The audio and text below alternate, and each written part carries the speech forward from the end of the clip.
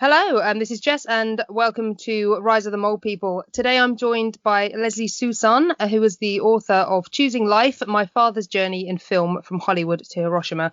I've just finished this book. It was January's book of the month, January 2021, and it was absolutely fabulous. So I'd like to welcome Leslie to the show.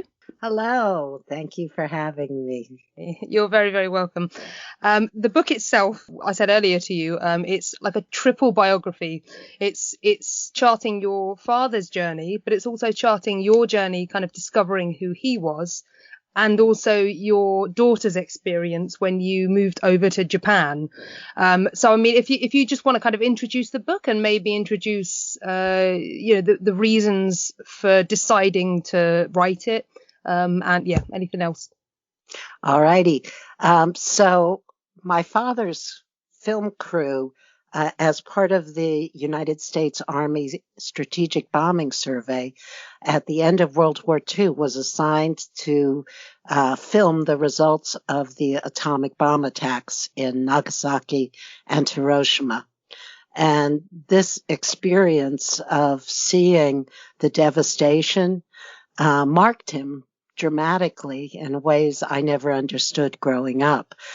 He had not known what radiation was. He'd seen other bombed cities at the end of the war, but they were shocked at both the extent of the devastation and the fact that people were still growing ill and suffering, and they didn't know what radiation poisoning was. They were couldn't understand what they were seeing. And my father felt called even then that he had an obligation to make a record of the human cost of this strange new weapon.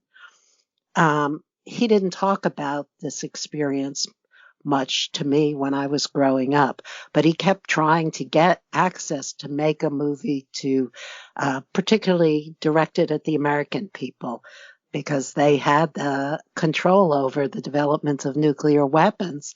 And he thought they weren't being shown the real truth about what the consequences were. However, the films were classified top secret, all of the footage. It's about almost 90,000 feet of film by the government, and suppressed for decades. And this, I think, was also very traumatizing to my father, that he failed to access and produce the film that he dreamed of. When he died, his last wish was for his ashes to be scattered at Ground Zero in Hiroshima. And he told my brother that before he died. At the time, my daughter was very little.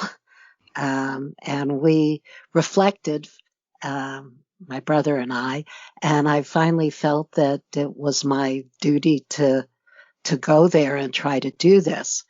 So I took my daughter, she was 4 by the time we went, and tried first to follow his wishes and scatter his ashes. But I learned that this would be illegal in Japan, where in fact, the feeling they have about the ashes and bones of ancestors is very strong, and the idea of scattering them would be disrespectful from their cultural point of view. I ended up having a memorial service for my father at Ground Zero, and I resolved that instead of his physical ashes, what I owed him was to preserve and spread his words and his story. So I stayed in Japan. I lived there for a year in Hiroshima with my daughter. She went to kindergarten with Japanese students. And I contacted survivors. Many people helped me contact survivors that my father had filmed 40 years before. And I learned from them what the filming meant to them. And I gradually learned more about what my father had seen. It wasn't until after I came back, almost 15 years later, that I discovered that he had recorded an oral history, which he never told his family existed. Mm-hmm. So I got to hear him in the end tell in his own words what he had seen and what it meant to him. And so this book is my response to the feeling that I had a duty and a legacy that I had to carry forward. And it braids together his accounts from his oral history and from the records that I collected and searched about him with my own experience of slowly coming to know the father that I had already lost. And also intersperses the stories of the survivors whom he filmed, and survivors who remembered the record of what had happened, and what the cost was of nuclear weapons. So I hope this brings that awareness to younger generations, as well as preserving the story and out of responsibility for those who went through it. Yeah, God, yeah. I mean, it's a very powerful text overall. I think there's so much in it that kind of your feelings, especially because it's biographical in nature. It brings out your feelings to, I suppose, to how your father was, and like you didn't understand how he could see things a certain way when you were younger, and then also how when you went to Japan you learnt actually he was right in many aspects, and you were both kind of right. I think you had opposing views, but you both had views that were valid, I think, and that kind of rectification of your opposition when you were younger, it kind of, when you got older, it kind of rounded off and you started to understand where he was coming from. And I think that's one of the powerful things I think about the book. That, and obviously everything else about Hiroshima, because yeah, there are so many things in it that just made my hair stand on end. So I mean, it's probably a good place to start is your relationship with your father when you were younger is probably a good place to start, because then we get a good kind of grounding of the opposition you had at that age. And then we can move on to when he died, and then you found the recordings. So yeah, so our relationship had a lot to do with the time period in which I grew up. So I'm 68 now. I was growing up, I was born in 1952. So I was coming of age in the middle of the 60s and early 70s, which at least in the United States, was a time of a lot of ferment. And I went to college at 16, so I was pretty young at the point where I left home. But by that time, I was already active in trying to be involved in the civil rights movement. And I was I considered myself a pacifist, and I was active in the anti-war movement. Active meaning always going to meetings and demonstrations and all those sorts of things. My father was from a very different generation. His parents had been Jewish refugees who had come to the United States, and as a result, they essentially escaped Europe before the Holocaust. So they and therefore to some extent he viewed the United States as a haven that had rescued them, and viewed the World War II as a war that was fought against horrific evil, particularly in terms of the Nazi Holocaust of Jews. My grandmother's sister died in a Stalinist, was executed by Stalin. One of her closest friends, who I later came to know, had escaped from a Nazi concentration camp just before her parents died there, this friend. So that was their context. So my father couldn't understand or couldn't support my opposition to things my government was doing. This was Lyndon Johnson was the president, and we were going through the streets chanting, "Hey, hey, LBJ, how many kids did you kill today?" Oh, God. God. Yeah, that was not his idea of what one ought to be saying about the president. Yeah. I knew the bare fact that he had seen Hiroshima and Nagasaki and taken films there.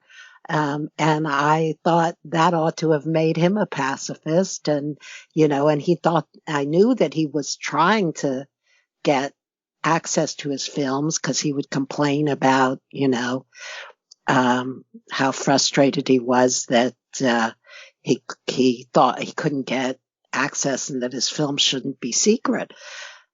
So I felt like, well, you ought to be, out protesting. Yeah, on my side, yeah. Yeah, or protesting what you're against. And, so, I mean, he was my father. I was growing up in his house, but we came from such utterly different sort of cultural backgrounds as a result of the time frames that we grew up and his experience with his, parents as refugees.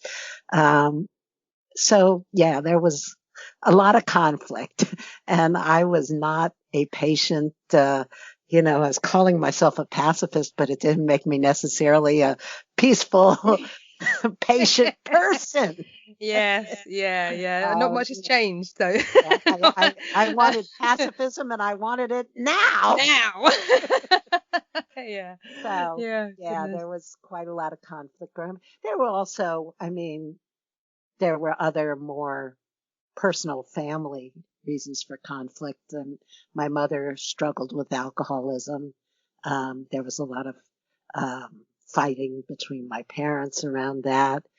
My father lost his job in the television industry and struggled and was, frustrated about his career. So I think all of that added to the level of tension, but we just were philosophically at odds a lot. And it wasn't just us. I mean, this is the generation that created the idea of a generation gap. So, we invented it and we perfected it. And I was part of that. I had very good relationships with my grandparents. As a matter of fact, in college, I was one of the founders of a group called the Gray Panthers, which was a group of older. They were then the age I am now. Older activists, people who had been socialists, union activists, church workers, who reached out to students in the anti-war movement, the peace movements, to try to, build bridges and create a sense of history. And it's a group that's still active today, and I'm very wow. Yeah, brilliant. Yeah, but so I was fine with people who were older than me. It was that in between generation. Just parents, the parent clash is it's a tough one, isn't it? God, yeah. So you left. So you said you left home when you were 16. So how did your dad feel, or how did your parents feel about that, and your brother as well? I think it's just one brother, is it? And there's just you and your brother. Yeah. Well, I left because I was able to go to college early. My parents were not happy about my leaving. They felt I was not mature. I can't imagine what made them think that. A 16-year-old, not mature. What? They contributed for my first year of college. After that, they were not supporting me. And I got scholarships, loans, and jobs and put myself through college and law school. And my mother years later was, confessed that she was very hurt and depressed because she expected that when they stopped supporting me, I would come home in tears and I would accept their point of view and I would, sort of be reconciled. And, they were angry. I remember I still have a letter that they wrote me saying that I appeared to be divorcing them. Oh, God. Which was not a concept that made a lot of sense to me at 17, but. Wow. Oh. So yeah, it was Yeah. yeah, somewhat troubled, I would Right. say. But I mean that you supported yourself. You got your scholarships yourself, and you got a job and everything. And I mean that's pretty responsible at 17, to be honest. It's Well, pretty. you know, frankly, I felt like it was a lot easier just taking care of myself because, Yeah. Oh. my mother's struggles made it, to me, much more difficult to live in the midst Yeah. of that. I mean, I had a lot less drama on my own. Yeah. So, yeah, I mean, I was actually fairly mature and responsible, certainly for the age I was. But looking back, I mean, I wasn't Just as, easier to kind of break out on your own. Yeah. yeah, yeah. So after college, what about after college? When you got a little bit older, maybe in the 20s, and how did your relationship with your parents continue? So, um, yeah, it was, I went to law school and that was something they didn't approve of. Oh, really? Why Uh, is that?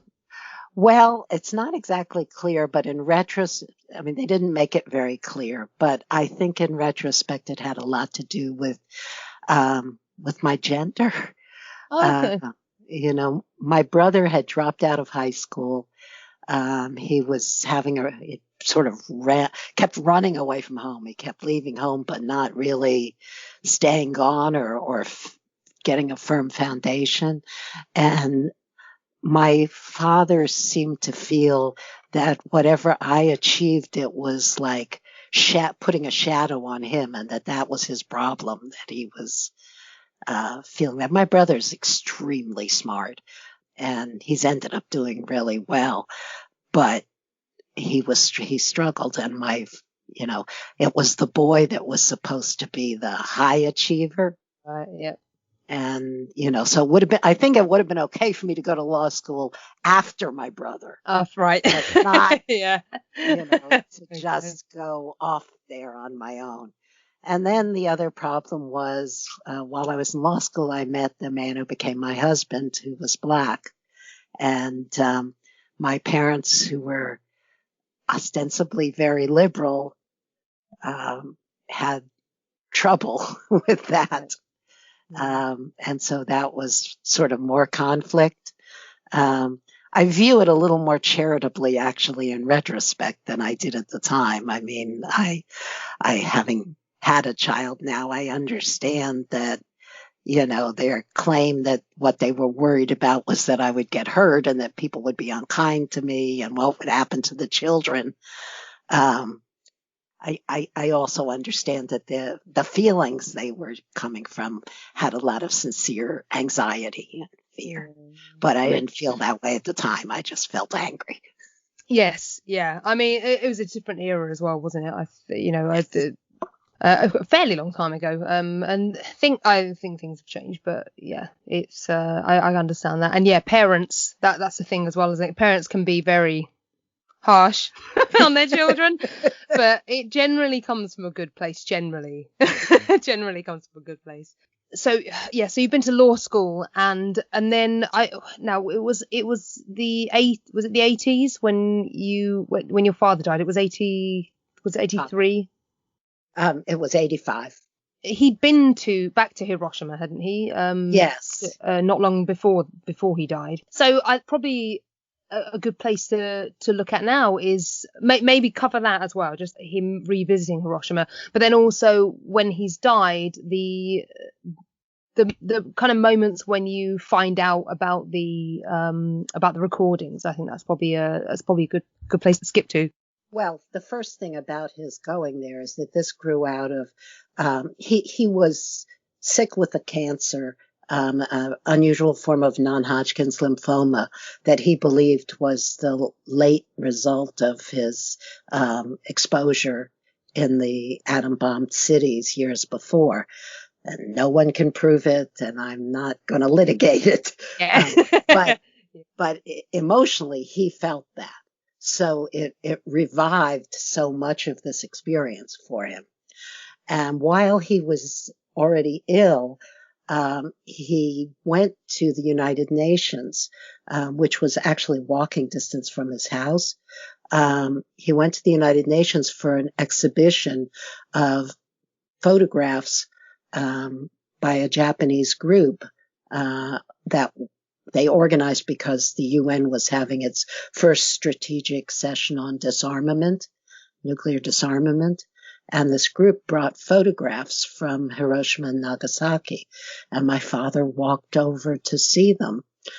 And he recognized one of the people in the photographs as Suguro Taniguchi, who was a young, at the time he had filmed him, had been a young boy or young man whose back was completely burned off. And my father recognized him and talked to the exhibitor and said, I know that boy. I filmed him. I'm sure he died shortly after I filmed him because he was, so horrifically wounded and they were bathing him in penicillin. And the exhibitor told him the boy didn't die. He's still alive. And so, but what are you talking about that you filmed him? So they had this conversation, and that was the first that this Japanese group learned about these color film footage. It's the only color film footage. There were Japanese film crews who took even earlier black and white footage, but his crew requisitioned all the film, pretty much all the color film in the Pacific Basin. So this is the only color footage of the results of the atomic bombing. So they discovered it, the exhibitor, whose name was Iwakura-san, learned about it from my father and went back to Japan and organized a grassroots movement there called the 10-Foot Campaign to first fight to get the access to the films, which are now in the National Archives, and then to buy a copy of the footage. And when they got the copy, they then went through it basically frame by frame, the footage of the people, and tried to track down as many of the survivors in the footage as they could, which is the only way I could possibly have talked to them, is for them to have done that work. And when they did that, they then wanted to bring my father to Japan. And it was difficult. He had hoped to go with my mother and to show her what it was that had had such a big effect on his life. And she died unexpectedly in the midst of the planning. She was only 56 and she dropped dead on her way home from work. So in the end, my father decided to go by himself despite that. And at that time, my daughter was newborn. So I didn't feel like I could go with him. And it was a very difficult trip for him. It was very emotional, and he was physically very weak and drained. But it was a real blessing for him to have that closure and to talk to the people that he had filmed. And and he went to both Hiroshima and Nagasaki. He met with Taniguchi-san, the boy with the burned back. He met Numata Sensei, who I talk about, who's probably the survivor that is the closest to all of us. She's passed away now 3 years ago, but she's a wonderful woman. And so he was able to sort of have that sense of purpose and meaning grow out of that. So I'm grateful for that. That was his return. Yeah, it's kind of full circle, I suppose, for him, wasn't it? Yeah, of from his first stepping foot in Hiroshima. The imagery that's in your book is just, it's horrible. It's just horrific stuff. And coming full circle and being able to just revisit it and kind of let those ghosts go, and then you obviously pick up that journey from him. So so the decision for you when you first found out about the films, was it after his journey to Hiroshima? Did you find out then? When did you find out? So, I had the vague idea he'd taken films and that he couldn't get them, but I didn't really grasp films of what. What? Yeah. And why he was so keen on getting a hold of them and what So, I mean, I knew they existed, but I didn't really understand the significance or the scale of it until after the beginning of the 10-foot campaign. The 10-foot campaign made a couple of documentaries, short documentaries, about one's 45 minutes and one's 20 minutes, that use snippets of the footage.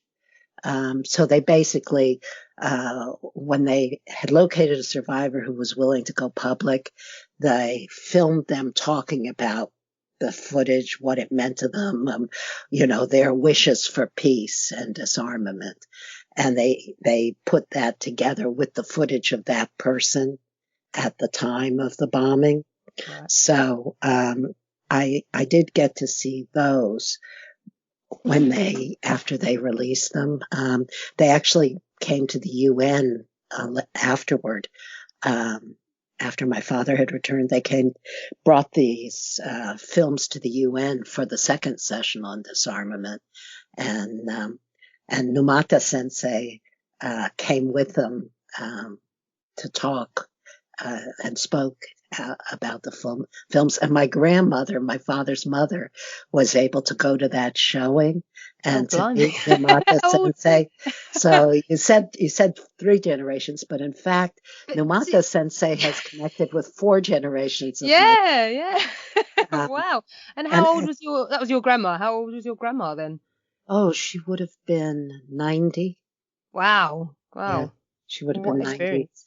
And I think she said that it was only after that she understood why the son that came back to her from World War II was not the boy that she had sent. Yeah, goodness. Yeah. So in a way, she only understood him at that point too, I think. Gosh, goodness me. Wow. It just goes to show, doesn't it, the kind of the generational effect that something like this has on people. Exactly. But goodness me, yeah, what a story. So I mean, it's probably a good idea to bring up Numata Sensei as well, because she comes in and out of the book, and you met her, and your father knew her and everything, and she tells her story, or did tell her story. Now she's passed away. She told her story to the younger generation, and you have an early scene with her doing that. So tell us a bit about her. Yeah, so Numata Sensei, at the time of the bombing, she was working. Pretty much everyone had been put to work in different kinds of factories and offices and things in the middle of the war. So she was quite young, but she was engaged, and she was working in the communications bureau and when the bomb dropped and the building collapsed on her. And her leg was basically severed. She had to have a number of surgeries, amputating more and more of it, but it had been hanging by a thread when her father found her and carried her to the nearby outside the hospital. And her sister too was exposed to the bomb and had been covered with glass shards sticking out of her body. So they went to the hospital, which was a shell of a hospital at that point. But people were still trying to, come there as much as they could. And there were a few nurses and doctors who had survived who were trying to go among the people and care for them. And she was in the hospital for months. And gradually she really despaired. She had been, like I said, engaged, and she learned while she was in the hospital that her fiancé had been killed in the war in China. And she was very ill from the radiation, as well as having lost her leg, and her mother would care for her. And one day the nurses asked her to come upstairs to the roof of the hospital because there was a group of Americans that wanted to take a picture of her. And, that was not something she wanted. She felt horrible. Her mother went home and washed out the kimono that would have been her wedding kimono, which, had survived, but damaged and condition, but she wanted her to have the dignity, I would say, of having something decent if she was going to have her picture taken. Yeah. And they brought her up to the roof. It was the first time she had stood up and walked since the bombing. First time she had used crutches and was able to move around. It's also the first time she saw Hiroshima after the bombing and how flattened the city was. Mm. And my father was there, and she says when she would tell the story, she actually had a picture of him that she would hold up, and which was a shock to me. Yeah. When I was first in Hiroshima to suddenly confront a picture of my father. Yeah, gosh. She said there was this huge American man with these enormous blue eyes, and she'd never seen an American close up before. So she was frightened, but she said that he apologized for making her do this and asked her to take the bandage off her leg, and that he said that must really hurt very much. And so she said, I felt that he was kind. When they translated that was a comfort to me, because, it was not a kindness, that for people to have to go through the filming. I think it was a blessing for history, and so did she think it was a blessing for history that these films existed. But it was, a painful and disturbing experience being filmed at the worst time in your life. By strangers from America as well. By the people who, by the people who had dropped the bomb on you. Yes. Yeah, goodness. Yeah, so she did not have keloid scars, unlike many of those who suffered a lot of burns. Her injury was not as visible. It was visible that she'd lost a leg, but not that it was related to the atomic bomb. So she did not talk about it for years. And she was not alone. Many survivors tried to hide the fact that they were hibakusha. Hibakusha is the Japanese word for people affected by the atomic bomb. Because people didn't know what was wrong with them. They didn't know if it was contagious. There was a lot of fear. They didn't want their kids to marry people who had been exposed, or even children of people who had been exposed, for fear that there would be. It wasn't even as clear cut as birth defects. It was a fear of a blood taint. Yeah. It was very cultural. So she kept it secret. Then when the 10-foot campaign was tracking down people, they spoke to her. She had been a math teacher for years, but she was retired by the time they spoke to her. And the majority of the people that they tracked down still refused to speak about their experiences. So it was a subset that had the courage, I would say, to speak out about these terrible memories. And she decided that it was time for her to speak out. She wasn't going to get married. She wasn't going to have kids. And this was what she could do for the next generation.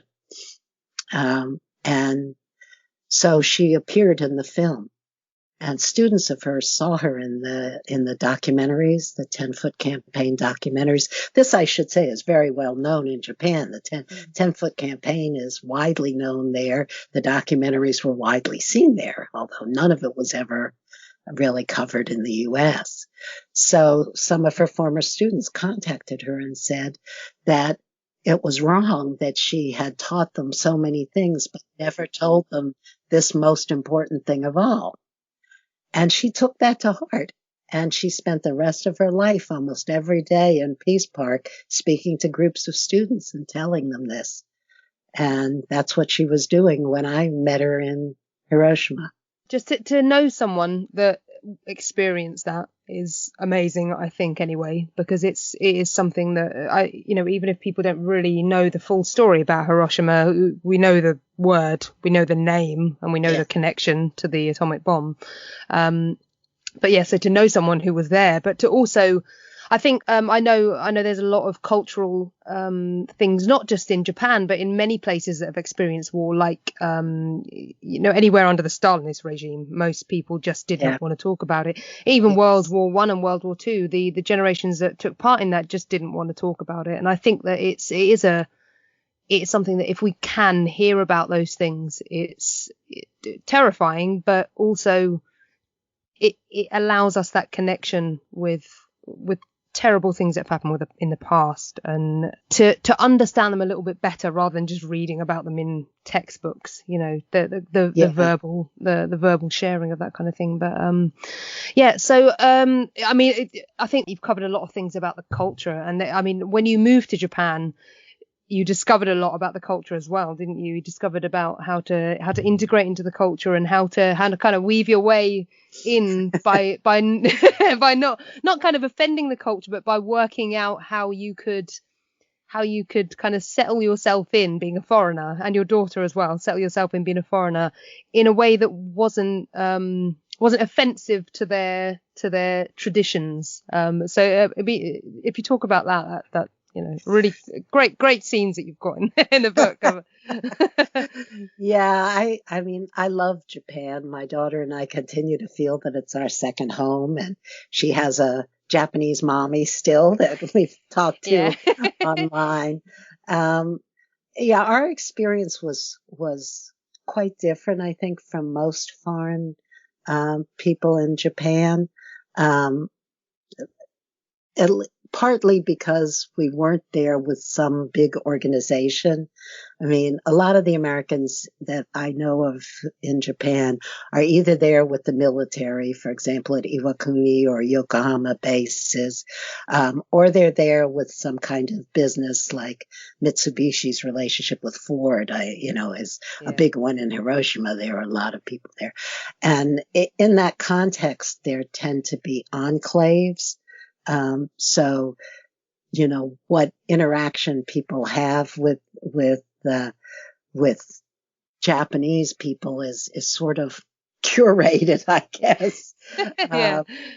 People will send their kids to the American school, there, and, so not to say those aren't interesting experiences and valid experiences, but, I kind of arrived there detached from anything, which involved a certain amount of, if you know the word chutzpah.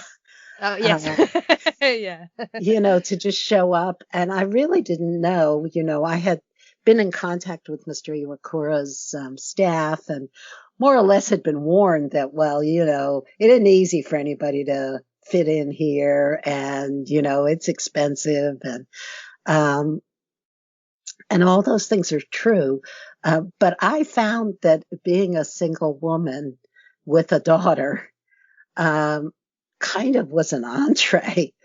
I had a chapter there about fishing in playgrounds, which really happened a lot. I mean, as we traveled through Japan, it was very true when we lived in Hiroshima. We actually ended up living right next to a playground. So, but even as we traveled through Japan, you have a 4-year-old, you have to look for a playground. Yeah, absolutely. And there's just something about children that age, who they, instinctively interact, and they don't need a lot of words for the kind of games they play. Yeah. And it breaks down barriers in my experience. And I found it much easier to relate to Japanese women. I think what often happens is when couples go to Japan through, the business or whatever, there's a sense of formality.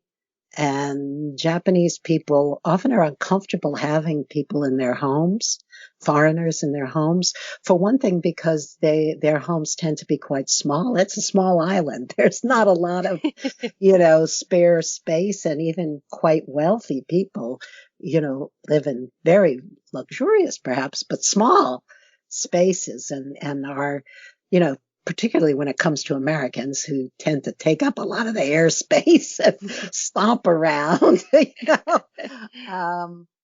just that's frequently a barrier in my Yeah. experience. And, and there's a feeling of that they won't know how to act. They'll come in, they'll wear shoes on the tatami. They'll it'll just be terrible. Just, yeah. No It just idea. won't work, And so the way to avoid, Japanese culture believes in harmony. Mm, So you want to avoid embarrassment and discomfort right. for people. So, it's not, I don't want to make it sound like, oh, the Americans are too stupid. Don't let them in the house. But I think it's more, this is my sense that I'm projecting from people I know, that it's more, they would become uncomfortable. Right. We would make them uncomfortable here. Let's go to a restaurant where everybody will be comfortable. Right. Yeah.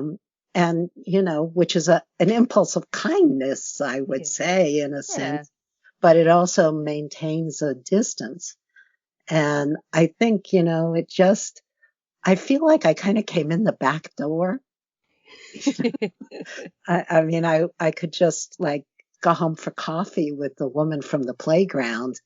And there wasn't the feeling that she needed to have everything perfect, so her husband wouldn't be embarrassed. And so, so I'm very grateful basically to the women of Japan. Yeah.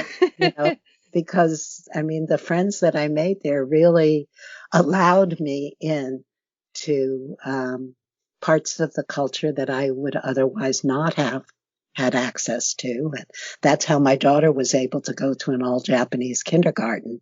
Yeah. Thanks to Morikawa-san and Imaida-san, two of my closest friends there. Imaida-san is her Japanese mommy, and Morikawa-san is a cousin of hers and is still my good friend. Matter of fact, we're exchanging English and Japanese lessons tonight. All right. Yeah, we've been using Zoom to be back in touch, and Oh, that's brilliant. Yeah. So that was, I mean, Japanese culture, like every other culture, has good things and bad things, or strengths and weaknesses, or however you want to put it. But I'm very grateful for that opportunity to experience it. Yeah, I suppose once you learn,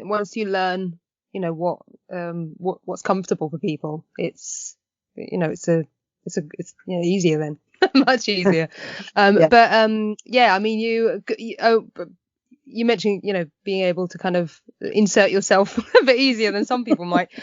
You also had the moment when you were learning about the Japanese friends that you'd made were telling you about American holidays, and you had the Halloween party in the park. Yeah.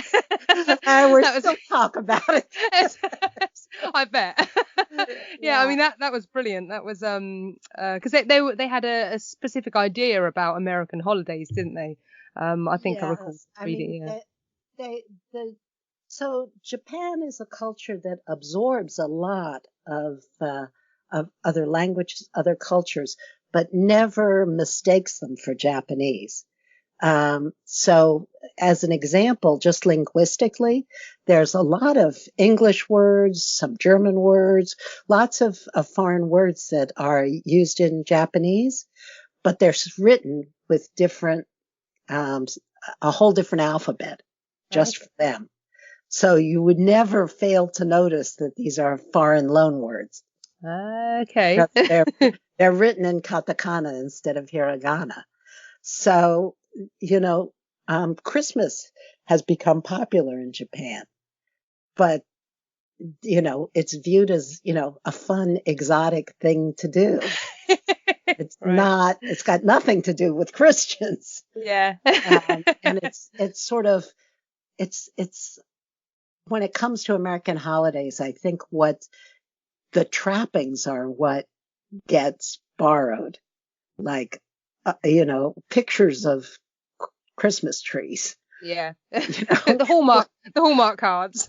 Yeah, but not the sort of point of any of that. Whatever the point is, if there is one. which certainly it's not as if America has understood, for example, Hinamatsuri, which is Japanese Girls' Day, celebrated with the dolls.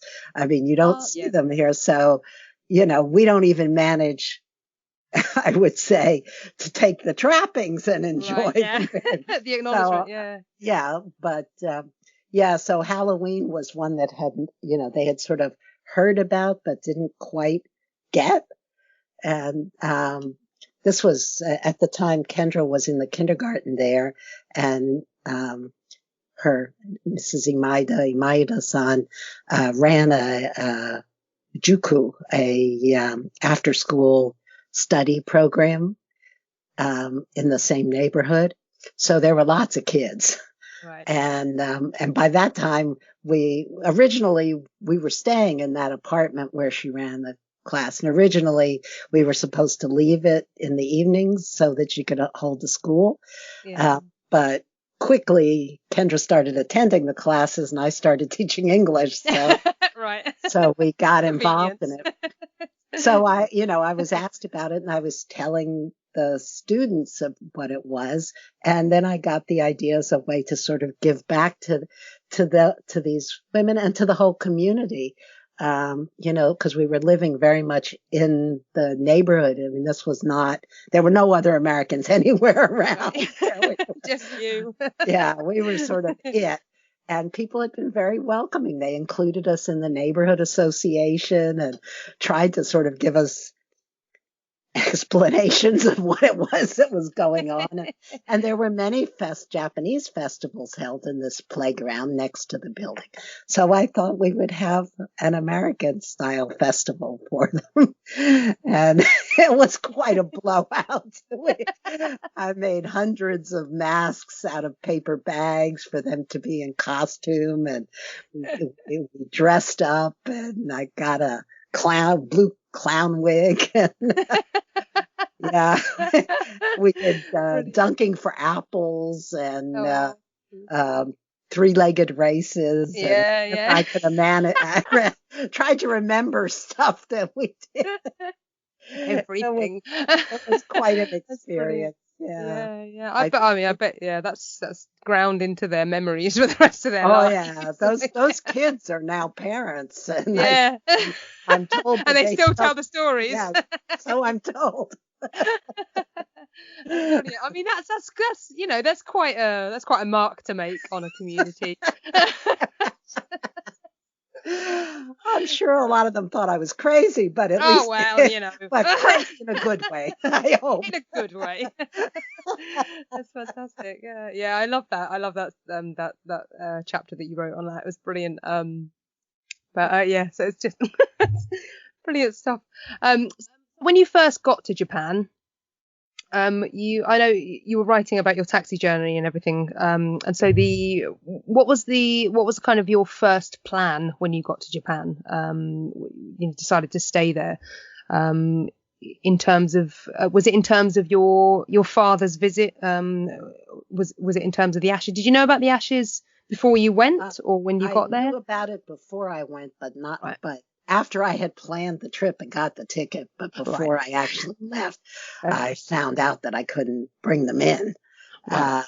So what I did and what I planned were two completely different.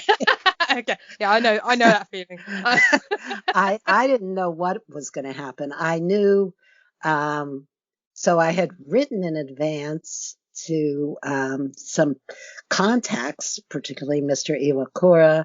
I had a friend who had been an exchange student, a Japanese exchange student that stayed with us. And so I knew we would be able to visit with his family at the beginning in Tokyo. And he and his American roommate was visiting around the same time. I planned the visit in order to be in Hiroshima for the anniversary on August 6th. So the extent of my plan was, we'll go visit, we'll see our friend Masa, we'll see a little of Tokyo, we'll go down to Nagasaki first because that's kind of the order in which my father's crew went. So it'll be interesting to kind of start there and come up.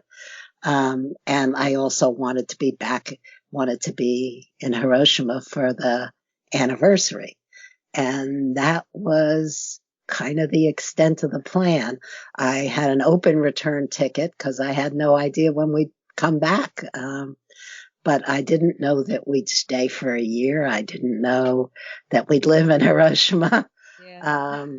But when I was first in Hiroshima, I just had this overwhelming feeling of being home. That sort of rightness of being there was just really a powerful feeling. And so I started talking to people there, and just like I said about the serendipity of this whole project, I mean, within a couple of weeks, I had made a friend. My friend talked to a friend of hers, who turned out to be Morikawa-san, and her cousin Imaida-san had lost her mother in the atomic bombing and knew about our project. I mean, you have to remember that, as I said, this whole story is well known in Japan, unlike here. So, I mean, when I got to Hiroshima, NHK television was waiting for us when we got off the train, which was totally bizarre. Yeah. So you were writing about having a camera on you, weren't you? Bizarre. Yeah, kind of, yeah. I mean, I didn't realize, so nothing had prepared me for the idea that someone was going to point a TV camera at me and my little girl. So the newspaper wrote about our visit, and it had written about my father. So that caused me to be in an unusual position. As people knew what I was doing there, without my having told them. I didn't know what I was doing there. But, don't tell anyone. Right. Look professional. Yeah, I was like, I'm here because I can't scatter my father's ashes. So I don't know, but I'd like to do something.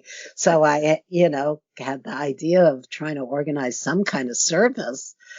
And that led to, within a couple of weeks, being offered a place to stay, which would otherwise be an enormous obstacle for a foreigner. There's a lot of difficulties about, foreign students have like sort of dedicated housing, and that's probably would have been the best bed I would have had. But it's quite difficult to, get housing, and it's very expensive. It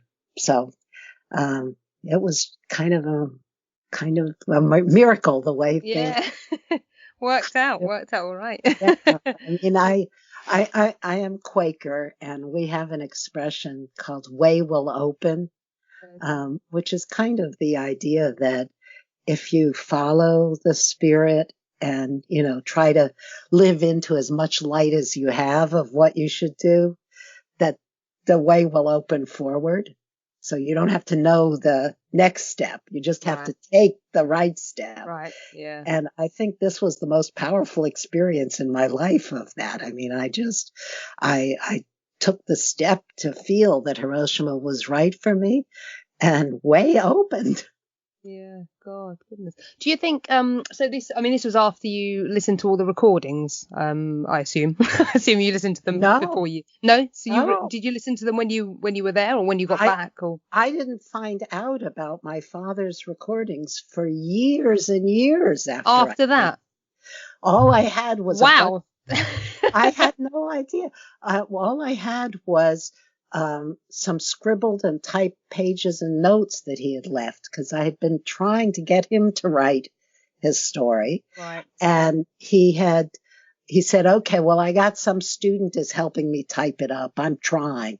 But he didn't really believe in it because he was very visual. He believed in films, and he was like, it's not the same putting it, doesn't mean anything, the words, blah, blah. Absolutely. But so after he died, we found a bunch of these scribbled notes in random order in folders. And so I took those with me to Japan. So I was reading those, and they had some of the story that actually ended up in the tapes. But what I didn't know is that the student had been recording him the whole time and questioning him and interviewing him. All I had was his scribbled notes. His notes, yeah. Gosh, well, I mean that makes it even more kind of fate, I suppose. Finding the audio, the tapes was unbelievable. I mean, I read a random newsletter for biographers that had one of those little sidebars, different ideas or tips. It was like tips for biographers. And one of the tips was you ought to go to this website and put in your subject's name because they collect different databases of oral histories. So you might find an oral history that mentions your subject. I was like, what are the odds that there's my subject, God. But what the hell? So I went to the website and put in my father's name and discovered that there was an oral history of his, but I didn't know where, because all this does is tell you that somewhere there's an oral history, but you had to have an institutional subscription to this database of oral histories. Right. And as it happened, and of course I didn't, it was thousands and thousands of dollars to have an institutional. But as it happens, I was a student at the time. I had gone back to school to get a graduate degree in biotechnology. And I talked to the librarians at the university where I was studying. Librarians are my heroes. Yeah. Yeah. And the librarians, they know things. Yeah. The librarian said, okay, our institution doesn't have a subscription, but I'll find out who does. And through that, they eventually traced it to Columbia University, had an oral history project. That's where it was. I contacted them, and it was sealed because he did not sign the release. Right. So it would never have been available to anyone but for the fact that I was his executor. Yeah. So I was able to. It's serendipity, isn't it? That is. Like, and I say way open about this. I mean it. I mean, it's just beyond belief to me looking back. It took me forever to get this done. I mean, it's 30 years that it took me from the time, more than 30 years from the time that I went to Hiroshima until this book was published. And even that turns out to have been right. Because I don't think I understood. There's so many things I understand at my age and having seen my daughter grow up. And I just understand things so differently than if I had published this book 20 years ago. Yeah. It is that thing, isn't it? Being able to wait, to be able to let something mature. Because I think, I suppose the same way as your relationship with your father when you were younger has obviously changed as you got older and you understood him more, you understood his choices more, and you heard his story and his words as well. And that just changes everything. I suppose maybe in like 10 or 20 years you still might have more things that you might want to add to this. But, your daughter, because she's in her late 30s now. She's. Does she talk about it a lot? Because she was there for a year. You were there for a year, weren't you? When she was 4 and 5. Yes. But she really like. Oh yeah, we've been back, and since then a number of times, and we're going back. Yeah, and we've had many of our friends from there have come and stayed with us here. So it's very much still a living connection. It's not just something from her distant childhood. So yeah. Plus, she still loves Hello Kitty. Yeah. Well, She was so excited when Hello Kitty showed up in the United States because, when she fell in love with it in Japan. It hadn't been here. So it wasn't until some years later that it became a worldwide thing. And she was like, she was already on the trend. She trendsetter. Brilliant. So, she did read the book, and I got her input. So I don't know what she'll write about me in another. You never know. Multi-generational biography again. You Yeah, never know. Yeah. yeah. I mean, that'd be interesting reading, I think. Because you, I mean, yeah, looking back at your father and realizing, he wasn't the man that you experienced as a girl, because you never do experience your parents as they Yeah. are, because they're your parents. And but yeah, it'd be interesting to kind of see her take on you. It would. I hope I could stay I'm alive sure it would long be enough. lovely and positive. I'm sure she'll tell you tales out of school of some kind. Of course. um, so if we move to your father, if we, I mean, his story is that he started out in television, and when the television was quite young. So it was an industry that wasn't, didn't really know what it was yet. It was kind of finding its feet, like he was kind of finding his feet. So it worked out quite well. And he really loved that. And then the war started, and he managed to get into the army, but he got in. Was it the army? Was it the Air Force? Actually, he wasn't in television till he got back. But what he had done was gone to cinematography school at University of Southern California. And so, I mean, this was before television. What was big then was the movies, and he dreamed of the movies and Hollywood and all of that, which is why it says from Hollywood to Hiroshima. So he originally was rejected for the military, but because of back problems. But as the war, ramped up, they were less and less picky. Less picky, yeah. So he was able to join, and he went to officer candidate school, and he was able to get assigned to the motion picture unit in Hollywood by Ronald Reagan, who would later become president. Yeah. As his commander in chief. I mean, was his commander long before he became a commander. He was commander of everyone. And, really, the only reason I think he was able to get there was because he still was on limited duty because of his back. So they couldn't really send him over to be cannon fodder, and he wouldn't have been much good at it either. But he had this training in cinematography, which was pretty unusual at that point. I mean, this was the only school that trained people. So after that, he started to feel guilty, I would say, basically, that he was sitting out the war and, living his dream life in Hollywood. Yeah. So he volunteered to go overseas. And just as he was supposed to ship out to Europe, the war in Europe ended. So they shipped him out to the Pacific. And that's where he did encounter the war.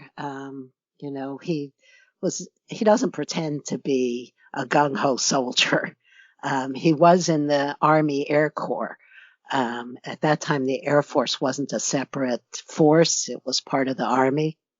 And he was under fire and under attack by kamikazes. So, I mean, it wasn't a joke that he was in the war. Yeah. But his focus was always on entertainment, putting on shows for the troops, setting up PXs, that sort of thing. And then the war ended, and they were all extremely happy, and some big special bomb had ended the war. And he covered the Japanese surrender for the base newspaper, and he was very excited when he was ordered to Japan to fly over some furniture for the general, basically. Right. He just thought, this is scary. They'll all hate me because I'm the enemy, but I'll get to see this place that it's all been about. So that was his mindset and his background when he arrived there. The orders to do this filming for strategic bombing survey were the result of the person who was organizing all of this had known him before and so knew about his cinematography background. So, he recruited him to be part of the crew. and they requisitioned a train, and all the color film that there was, and set off from Yokohama train station heading down to Nagasaki. So that was sort of how it happened. Yeah, goodness me. And then, on his arrival, there's some pictures in the book that are just horrific. Just it's from Japan in Defeat. Now, Japan in Defeat is that was that the film or was that a book? So I'm just looking at the pictures here. Japan in Defeat is actually a three volumes of oversized, sort of coffee table size volumes, right. That my father prepared with stills that they had taken at the same time as the film. Mm-hmm. This was originally prepared as a report to the Army. He was required to give a report before he could leave the Army.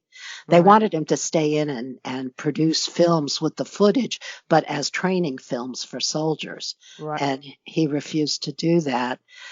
So before he could leave the Army, they required him to do a report. And I think I've mentioned the way he felt about words versus images. Yes. So his report consisted of 3 large volumes of photographs with a few interspersed pages identifying what they were. So that's, he kept a set of the 3, and he kept them up in our closet. For years when I was growing up, I didn't know what they were, but I now have them. And so those are the photographs that I used. The photographs in the book are not the most disturbing there are. There's much more disturbing color images of the injuries to people. But I limited myself in using pictures of people to those that I understood had come forward with the 10-foot campaign. I did not, I wanted to respect that many of the people did not want to be exposed. Yeah. I hope I've gotten that right. I couldn't get permission from people because they were almost all dead by the time I was doing the book. But I tried to be respectful of that concern. Yeah. I mean, that's fair enough, isn't it? Earlier you mentioned the boy with the burns on his back, because that picture's in the book, which is just horrible. And actually, absolutely horrible. The reason I know it's okay to show it is that this is his own calling card, and he has the same picture on his calling card. Right. So I know that he had chosen to share it quite publicly.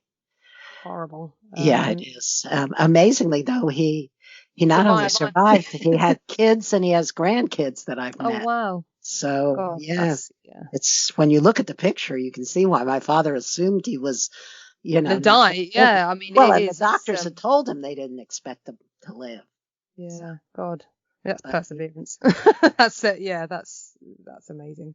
So I mean, I think some of the pictures of Nagasaki in general horrible, and then obviously the people that suffered as well. I think some of the other very disturbing pictures that you've put in there are the shadow images, which are terrifying, utterly terrifying. Like the people can't see what I'm looking at, but they're I mean, you can find them online. I think there's a website, I think is at the end of the book, that's linked so there are basically images of shadows of things that existed before the bomb went off, and there's a very close up one of a ladder, and it's just the shadow of a ladder with the ladder not there, and it's kind of like an episode of the X-Files in a way. Like I'm pretty sure there's actually an episode of the X-Files called Shadow. And it's something to do with something to do with this kind of shadow being left of someone that's kind of just taken out of existence, and it looks like that. I mean, tell us a bit about those, because they're the most disturbing ones, I think, are the ones on the steps, where 2 people were seated and the people were vaporized. And so their bodies shielded the steps from part of the flash. So the difference between the where the flash hit the steps directly and where it was slowed by the bodies that were vaporized is what created those shadows. And I think they were part of what most disturbed my father, because when he came back to New York after the war, he was suffering, I think, from what's now called PTSD. But no one, they didn't diagnose it then. They just, men then were supposed to be strong, silent, and suck it up. It's basically the ethos. But he said that for a year, as he walked around Manhattan, he would get these flashes. So he would see Manhattan has a lot of brownstones. And I know everybody thinks of the skyscrapers. Yes. But when you get out in the neighborhoods, there are a lot of these brownstones with stoops, which are steps that look similar to those are actually bank steps in that photograph, but these are houses. So they're narrower, but they're similar, so people will often sit on the stoops and sit around and talk in the summer, especially. And he would pass that and he would get these flashes of the people disappearing, being vaporized and leaving their shadows, and just, re-traumatized him, I guess, is the modern way of putting it. Those I think for me, those are some of the most disturbing, because I do think of it happening in New York when I see that, because of his story. The bits that are left, the bits of the buildings and things that are left, they could be anywhere, couldn't they? That's the thing. It's like just really disturbing. Well, and there is a way in which Hiroshima struck both my father and me as more like New York, both in the ruins and in the city. It was a very commercial city. It's a very lively city. It's a lot less sort of straight-laced, I would say, than many parts of Japan. There's even an accent there called Hiroshima Beng. Which I can't quite hear, but apparently when my daughter spoke, or even now when she says something in Japanese, everybody Japanese recognizes her as being from Hiroshima, because she has this accent. And New Yorkers, we're famous for our New York accent, which I claim to have lost it, but if I get emotional, you immediately know I'm from New York. So I think, just culturally, somehow there was an affinity. Geographically, it's at the same longitude. So the climate is very, very similar. Nagasaki is much more southern than New York. Nagasaki was very hilly. So the city was kind of in a deep valley and then up along the hillsides, which very much changed the way the bomb affected it. So, completely took out the basin and left some of the hillsides intact. Hiroshima is more flat, like an island. Hiroshima means wide island. Manhattan is an island. Yeah. So the destruction was, sort of as far as the eye can see. And it also was a much more commercial city during and before the war. There was it's industrial. There were a lot of commercial buildings, a lot of concrete, multi-story buildings. I mean, not skyscrapers, but 6, 7-story buildings, the shells of which were left. So even the ruins looked more like what a city like Manhattan would look like after a bomb than Nagasaki did. Yeah. So I just feel like there's something about it was just Hiroshima that's that like connection, a sister city or something. Goodness. Yeah, I mean, look at the pictures. I've got them just in front of me. They're some of those buildings. I mean, they could be in Europe as well. Any of those buildings could just be, specific cities in Europe. You can just see the hills in the background and just bits and pieces of Yeah. this city that's been The removed from. Nagasaki had a big shipping industry, but it was, so there's this huge steelworks and you can see those, but it wasn't, the city itself was not a big commercial industrial center like Hiroshima was. Yeah, yeah. Right. So yeah, I think actually one of the really interesting things, I think we'll wind down on this one. One of the things that I thought was, I suppose, probably one of the most important for your father, because it was the thing that stopped him sharing his story, and that was the military making his films top secret. So I think that we'll cover that, and then we can wind down. Yeah. So it's an ironic thing because it was the military that ordered the films to be made to begin with. Yeah. And my sense is that what happened is that in the immediate aftermath, there was a sense of triumph of, we had pulled off this unbelievable weapon, which it was not at all clear until that point would work. And, we had ended the war that had done so much damage. And, we wanted to make a record of how effective we were. There was also an undercurrent, though. I mean, the reason it was a strategic bombing survey, not an atomic bombing survey, is that strategic bombing was still very controversial. Strategic bombing is the practice of bombing civilians areas to in an attempt to destroy morale and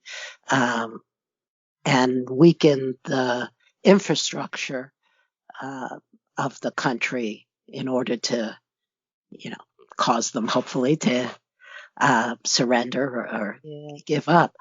It had not been widely used before World War II. For one thing, the technology and the planes to make that kind of bombing possible weren't, as available. The London Blitz was the first dramatic example of it.